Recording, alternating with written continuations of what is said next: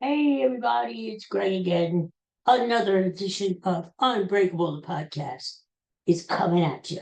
It is Tuesday, July the 1st. Happy July. Halfway through the year already, huh? Huh?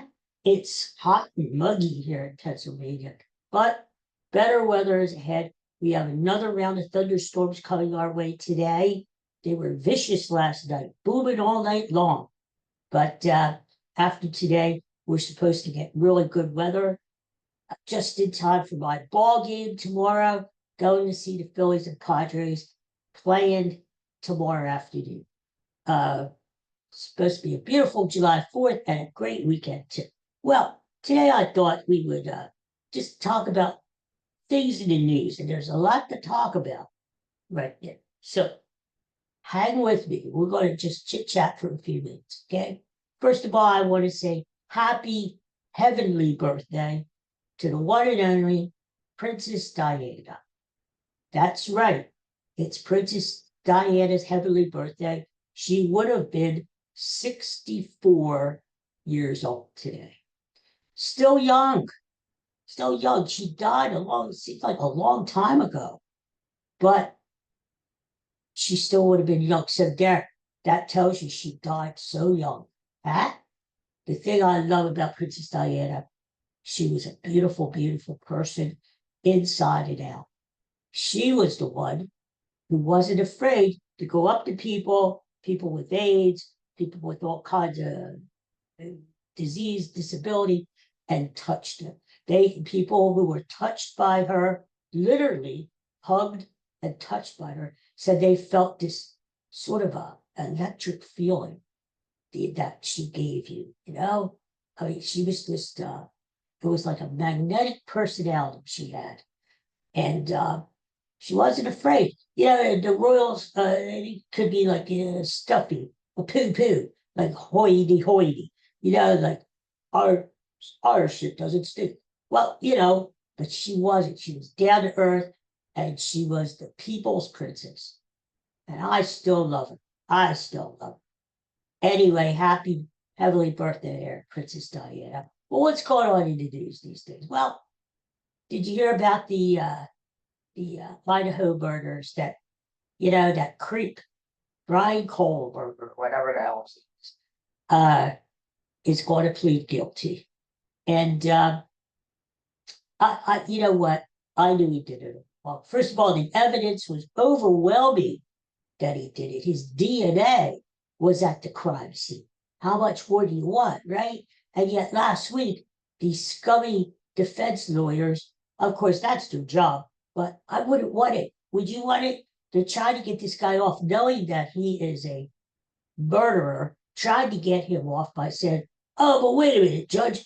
Wait a minute. There's this other guy. We've got other suspects here. You ought to check that out. Our client is innocent. Blah, blah, blah, blah, blah. Right? Wrong. He wasn't. He's guilty as hell. Got to plead guilty for four life sentences in prison because he butchered those four kids out in Idaho, those college kids, college students. You know what? Just throw the key away, okay? Okay. I agree with one of the families. I, this guy should be on death row. He should be a goner. He's a young guy too. He's going to be around unless somebody kills him in prison. This guy's going to be around 60, 70 years. And the taxpayers are going to pay the bill for him just to sit on his ass in jail. You know, it just ruined so many people's lives, including his own. So I'm glad it's coming to an end, this case.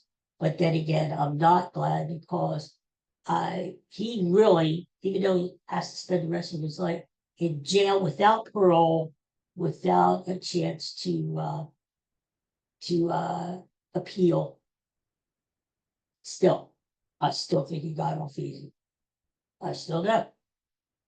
And prayers to the families of the victims out there who have to live with this for the rest of their lives. Just terrible. What about this? Did you hear about Amazon hiring? They have put in an order for 1 million robots to be made to help them as far as employees. To have 1 million robots working in the right alongside people there in the factories. In fact, when it's all done, when it's all said and done, they said there's Amazon's going to have more robots working than humans. What the hell? Okay, maybe they are, you don't have to pay the robots. Maybe they can keep working 24 hours a day, whereas people need sleep, right? Uh, but is this good? Yeah, certainly people are going to lose their jobs. There are positions there that are going to be taken up by the robots. I mean, what the hell, right? I don't know if this is good or not, but I think we're going to see more and more of this. Robots, AI, we're losing the human touch. It's true. And we are. Everything is going to be synthetic. Everything's going to be robotic in the future. I mean, we are going to lose the human touch. People aren't going to hug anymore. They're not going to touch each other anymore. They're going to send, you see somebody across the room, you're going to send a note. Or you're going to talk to the robot and say, go over there and tell that lady to come over here. So and the robot will go over there and tell her, this guy wants you to go over there. Everything is just going to be, yeah. Anyway, so that's what Amazon's doing. What about this bill? Tacos bill, as I call it. It looks like it might go down. It looks like a couple of Republicans finally grew a spine. And, this is the last chance because the judges have no power. The Supreme Court has no power. Congress has no power. The last chance for people to take the power or back away from Taco, they have to assert themselves in Congress, especially the GOP. Have to say, no, stop, draw the line, stop. We have some power to. I don't think the senators and congressmen should just give their power away. Why are they even there? Why even have a Congress then, right? If the president, either this president now or presidents in the future, have all the say, make all the decisions. Why even have a Congress? Why even have a Supreme Court, right? It's stupid. What we've been doing in this country has worked for the last 249 years, with the 4th of July coming up on Friday, right? Why are you changing things now? It's just stupid.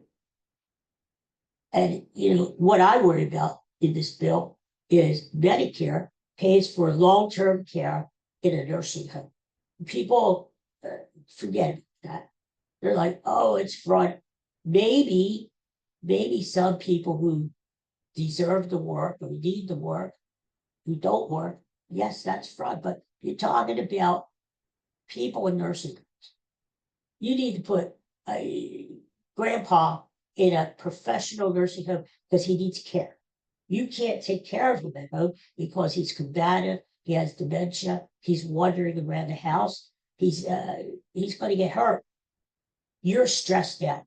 Financially, you are strapped. What can you do? You want to keep grandpa home, he wants to be home, but you just can't do it. What do? Nursing home is there for you. Doctors and nurses to take care of him, to meet his needs. He'll be happier because his needs are being met. What happens is you pay what they call it spending down. You pay initially. Grandpa has savings and liquidated. Grandpa has a house, you sell the house. All that goes to the state to pay for grandpa's care. But what happens is grandpa has to stay forever. And he runs out of money. What happens?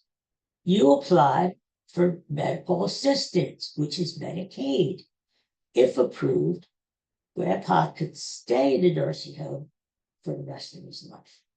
You don't have to pay the bill. He doesn't have to pay the bill. The state and the country pays the bill. What's so bad about that? But if this bill passes, grandpa's not going to be able to stay in the nursing home long term. What are you going to do? Take him home? Are you going to be able to care for him at home? Even with visiting nurses? Maybe he needs more than that. You're going to get stressed out. Financially, you're going to get tapped out. And grandpa is not going to get the care that he needs. So this is what I'm saying, my friends. This is what this bill is all about. And I can see if you're allocating the money to go to different things, but most of this money is to give billionaires with a B tax breaks.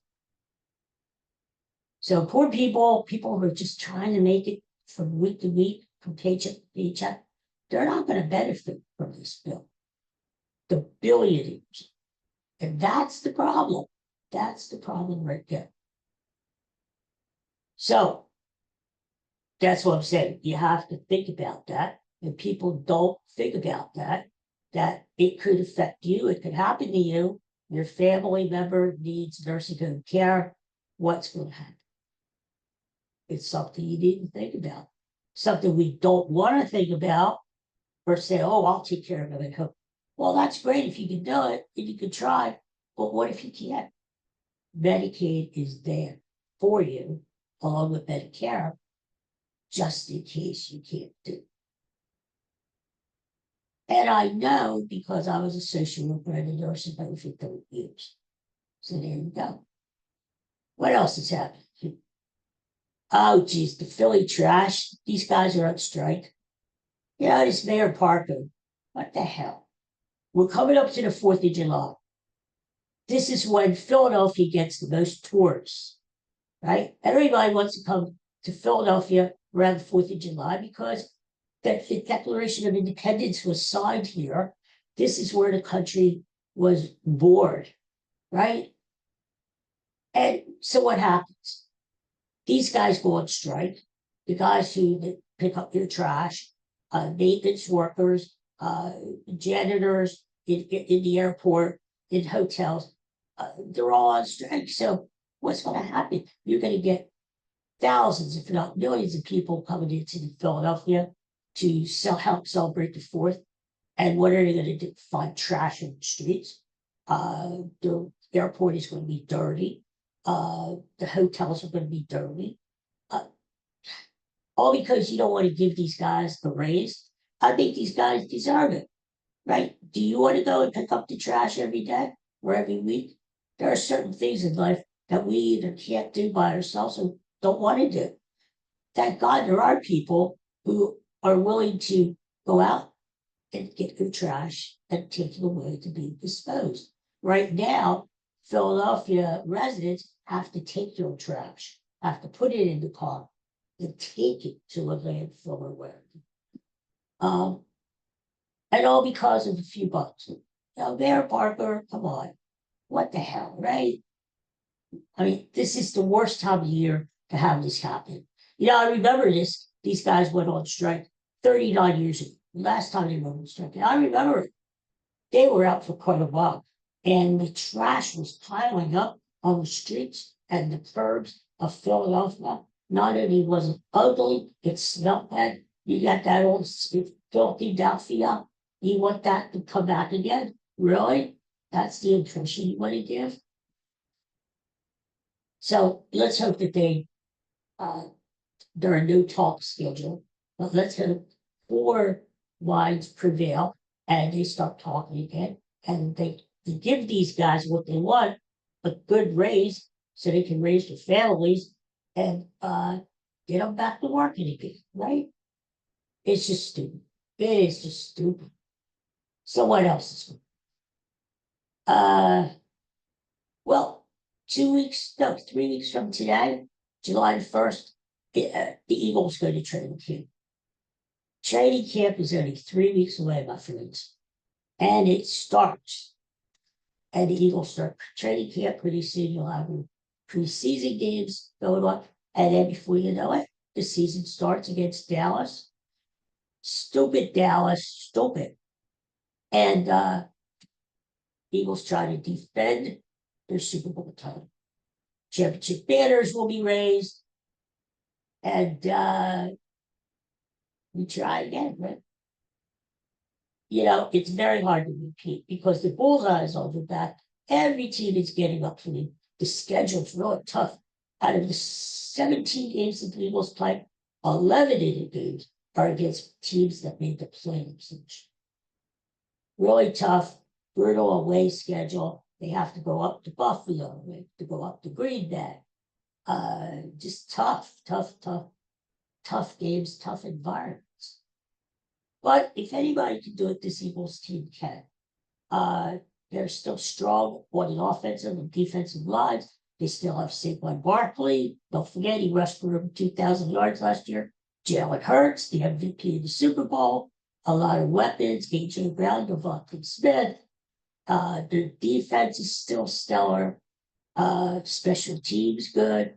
And so if anybody can defend their title, the Eagles can. It's not going to be easy because in the NFC alone, you've got the Lions and the Rams and the 49ers, the Commanders in your division. And don't forget, a team has not won the NFC East 2 years in a row for the past 21 years. And the last team to do it was the Philadelphia Eagles. So it's not going to be easy. Not going to be easy, but I think the Eagles could do it. I think they can. Let's hope they get off to a good start. And we'll see what happens. It should be an exciting year. No matter what happens, it's going to be great. Phillies kicked the Padres' asses last night. Phillies in first place in the East by 2 full games now. Over the struggling, pathetic Mets. What happened to them, huh? Phillies get another great effort from Zach Wheeler. 10 strikeouts. He should be the side on board this year if he keeps going the way he is. Their starting pitching is awesome. They need some help in the bullpen. They might need another bat, especially in the outfield. But this team, if they hang together and they play good ball in the second half of the season, they could win the division. They could go far in the playoffs, get to the World Series. You never know what can happen once you get there, right? Their starting pitching is so good between Wheeler, Sanchez, Ranger, Suarez pitching out of the spot. Noah should be coming up soon. Andrew Pater is right on the doorstep. McAble, Jesus Luzardo. Starting pitching is their strength. And as long as you have good starting pitching in baseball, you always have a chance. You always have a chance. So, Phillies win last night. They play again tonight. Weather permitting, because we're supposed to get vicious thunderstorms here, starting this afternoon into the evening. So I was assuming they can't play tonight. It'll be a doubleheader tomorrow because this is the only time San Diego comes in. They do have the day off on Thursday, but who wants to play on Thursday when it's your day off, right? So I would think they would do a day-night doubleheader tomorrow with the Padres if they can't play tonight. But let's hope they can tonight. Interesting matchup. Nick Pivetta, who used to be on the Phillies, is 8-2, having a great season for San Diego. He is scheduled to pitch tonight, the middle of the series. Will there be revenge? It's his first time back at Citizens Bank Park. The Phillies have faced Pivetta before. It was in Boston. When he played for the Red Sox, they faced him 2 other times in February. First time Pivetta is coming back before. How will he do?